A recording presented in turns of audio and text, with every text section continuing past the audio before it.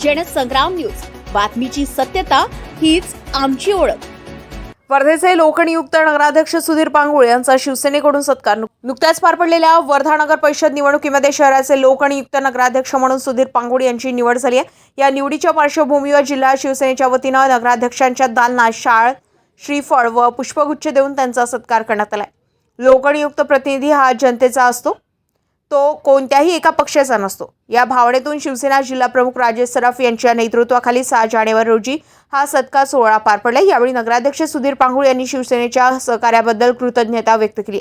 राज्याचे नगरविकास मंत्रालय शिवसेनेच्या प्रमुख नेत्यांच्या नेतृत्वाखाली असल्याने शहराच्या सर्वांगीण विकासासाठी शिवसेनेच्या सहकार्याची आवश्यकता भासेल असं त्यांनी नमूद केलं. यावर जिल्हाप्रमुख राजेश सराफ यांनी वर्धा शहराच्या विकासासाठी शिवसेना खंबीरपणे नगराध्यक्षांच्या पाठीशी उभी राहील अशी ग्वाही दिली आहे. यावेळी उपस्थित शिवसेना पदाधिकारी कार्यकर्त्यांनी वैयक्तिकरित्या नगराध्यक्षांचा सत्कार करून अभिनंदन केले.